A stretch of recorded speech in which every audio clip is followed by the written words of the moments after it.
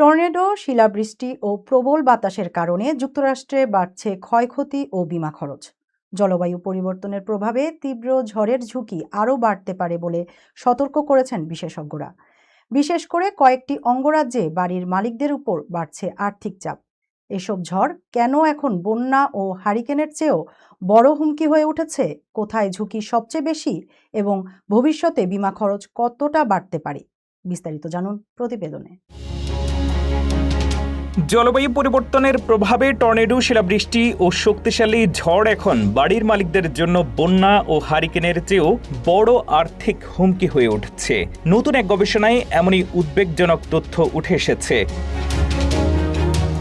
জলবায়ু ঝুঁকি বিশ্লেষণকারী প্রতিষ্ঠান ফার্স্ট স্ট্রিটের গবেষণা অনুযায়ী 2025 সালে সিভিয়ার কনভিকটিভ স্টর্ম বা তীব্র বজ্র ঝড় থেকে হওয়া বিমা ক্ষতিপূরণ সাইক্লোনের ক্ষতিপূরণকে ছাড়িয়ে গেছে। ফলে গত বছর বিশ্বে বিমাকৃত প্রাকৃতিক দুর্যোগের মধ্যে সবচেয়ে ব্যয়বহুল হয়ে ওঠে টর্নেডো, শিলাবৃষ্টি ও প্রবল বাতাসের মতো ঝড়। প্রতিষ্ঠানটির হিসেবে গত 25 বছরে এইসব ঝড়ের কারণে বিশ্বজুড়ে বিমা ক্ষতিপূরণের পরিমাণ দাঁড়িয়েছে প্রায় $794 বিলিয়ন, যা বন্যা, ভূমিকম্প ও খরার সম্মিলিত ক্ষতির চেয়েও বেশি।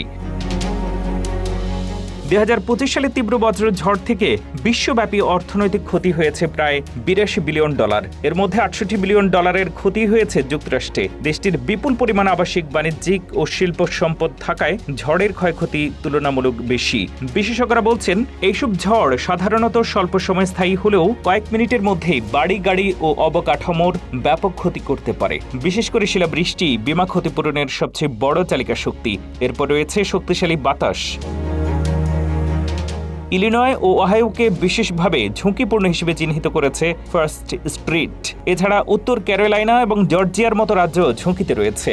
গবেষণা বলছে, ঝড়ের প্রকোপ বাড়তে থাকলে যুক্তরাষ্ট্রের বিভিন্ন অঞ্চলে বাড়ির বিমার প্রিমিয়ামও আরও বাড়তে পারে। বর্তমান প্রবণতা অব্যাহত থাকলে আগামী এক দশকে তীব্র বজ্র ঝড় বিশ্বের তৃতীয় ব্যয়বহুল প্রাকৃতিক দুর্যোগে পরিণত হতে পারে।